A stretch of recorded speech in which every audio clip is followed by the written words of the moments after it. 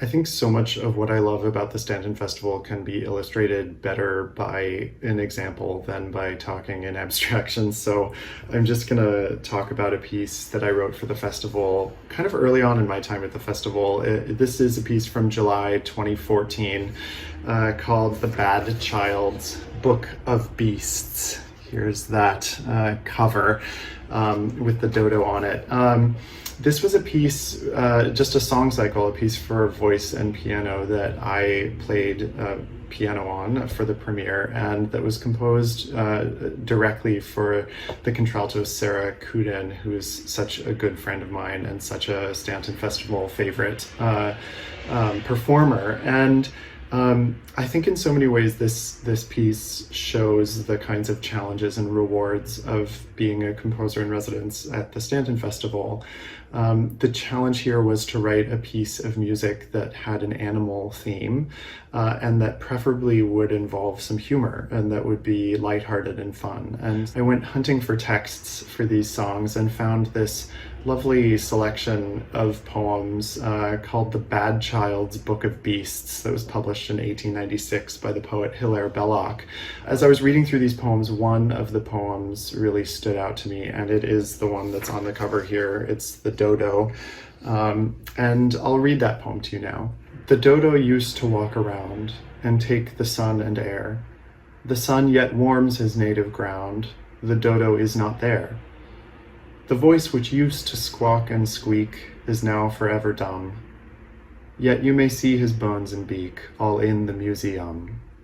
There's such a sense of humor to this poem, but obviously there's also a sense of loss and a sense of sadness to this poem, and a message that, though Hilaire Belloc might not have seen it as environmentalist in nature, nonetheless really struck me as an opportunity to present a theme of mourning about the loss of animal species in a concert at the Staunton Festival. And so it could at once be humorous or lighthearted, kind of sweet, also wistful, nostalgic, mournful, and topical in the sense of environmental loss. There are a few kind of characters in this song. There's the dodo walking around at the beginning in the past tense, and then there are the bones of the dodo in the museum at the end.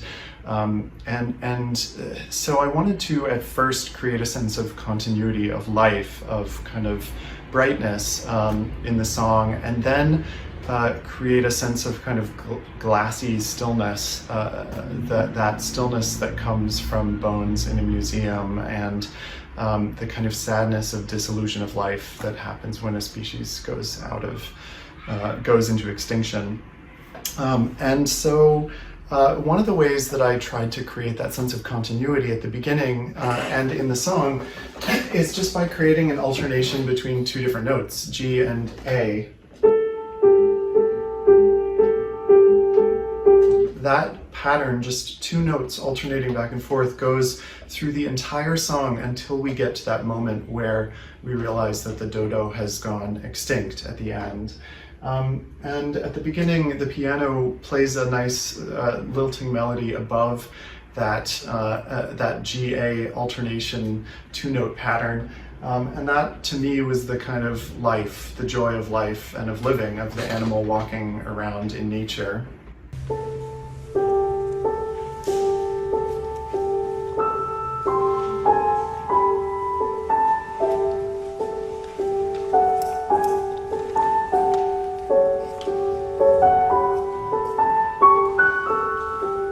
That pattern keeps going, a wide-ranging melody in the piano and that unchanging two-note alternating pattern right up until the end of the song, or the end of the poem, when the singer sings, "Yet may you see his bones and beak," and then there's a change in the music, all in the museum.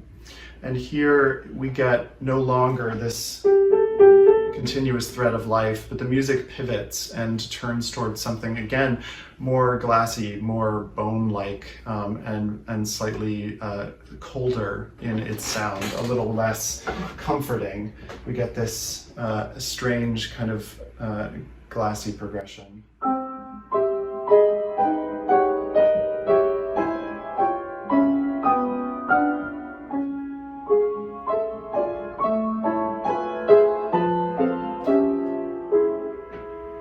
And then I wanted a little sense of nostalgia for the beauty of the animal that once was, but that we will never see alive again. So there's this little turn towards beauty here.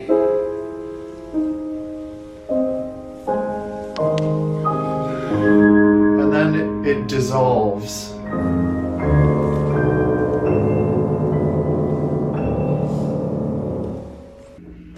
As the hands move apart, the beauty of that tonal thread evaporates into a more chaotic, disordered feeling. I was imagining the process of disintegration there at the end. These are the kinds of things that I get to think about every year. Think about how themes that have been present in music for centuries are still meaningful, or are even especially meaningful to us now. It's a real privilege to be able to grapple with these thoughts every year, and then to get to come to a supportive place full of my family, of musicians and of audience members who are so receptive and warm, and to get to kind of workshop pieces and premiere pieces in that environment is just something that I'm so grateful to have in my life.